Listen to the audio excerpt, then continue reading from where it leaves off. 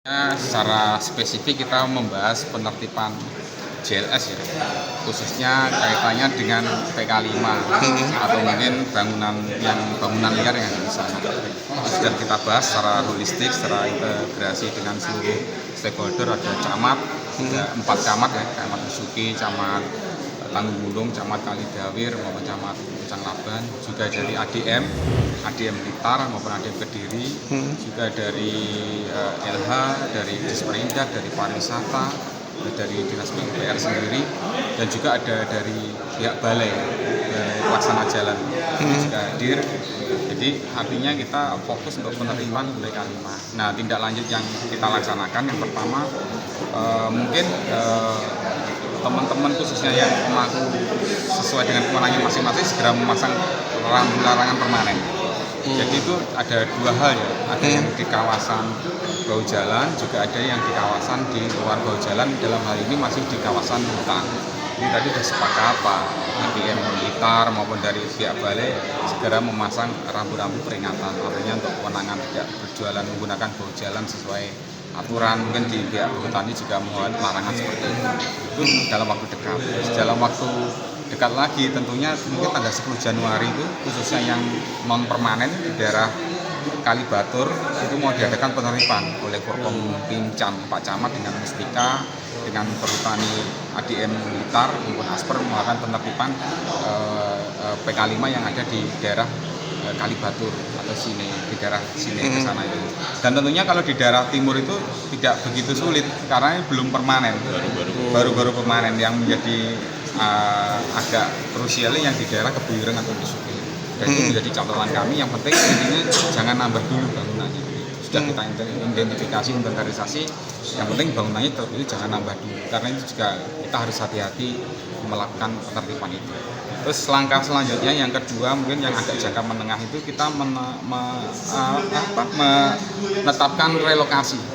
Kita sudah menentukan titik-titiknya relokasi di lot 6 itu yang di daerah Besuki Gemah itu ada 4 tempat relokasi. Itu bekas memang rest area yang dalam proses kita kerjasamakan. Juga ada disposal ya, bekas buangan itu yang nantinya kita relokasi di situ. Jadi masih kita identifikasi, inventarisasi. Itu tidak dalam waktu jangka pendek, ini jangka panjang mungkin karena juga perlu payung hukum untuk aturan PKS.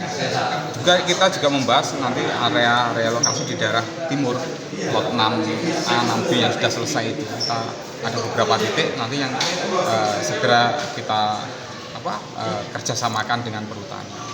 Itu mungkin dalam jangka menengah. Kalau jangka panjang, tadi juga ada Bapeda juga, ada Disperindak dan pariwisata, nanti juga ada kegiatan anggaran kaitannya dengan secara grand design perencanaan kaitannya dengan pelaksanaan untuk pariwisata atau mungkin rest area itu dijadikan satu di area-area yang telah sudah kita kerjasamakan tadi.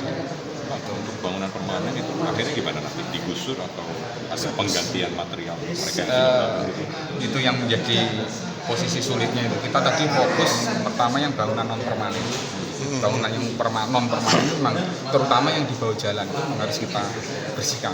Tapi kalau yang permanen itu kebanyakan kan di wilayah Perhutani. Itu masih tadi juga ada dari kesanggupan dari Perhutani untuk menertibkan itu.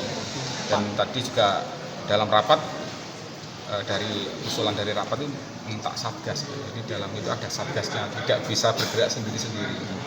Hari ada berapa inventarisasi yang dilakukan Pak? Warung non permanen sama permanennya? Kalau data kita per titik ya, yang pernah dulu saya sampaikan, per titik itu dalam satu titiknya ada beberapa warung ya. Beberapa titik, ada 9 titik ya. 9 titik itu yang 4 itu di dalam bahu jalan, yang 5 di bawah jalan, yang 4 ini di luar bahu jalan di wilayah Perhutani. Dalam satu titik tadi di lot 6 aja, di lot 6 itu yang Gemah itu, yang permanen maupun tidak permanen ini ada sekitar 87 PK5 itu. Itu per satu titik? Itu dalam satu Gemah aja, di Gemah itu sekitar ada 4 titik, ada sekitar 87 inventarisasi terakhir. Dan 87 lapak. Ya, dalam 87 lapak. Dan ini memang lebih banyak yang di bahu jalan atau yang di kawasan hutan? Lebih banyak Ya, apa namanya, lihat situasi karena kemarin pas tahun baru Natal itu lebih banyak yang di bawah jalan. Tapi kalau hari-hari normal biasa itu lebih banyak yang di dalam kawasan hutan.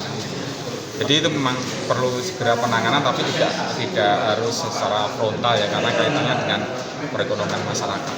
Pak, terkait irisan Pak, kan ada lahan IPPKH, ada lahan yang masih berhutani. Nah ini yang IPPKH setengah, kemudian perhutani setengah, ya gimana pengurusannya ini? Ya itu nanti ada yang kawasan itu kan, ada yang sebenarnya itu yang kita PKS kan dengan Pemkab. Tadi sudah sepakat dari pihak perhutani untuk di PKS kan.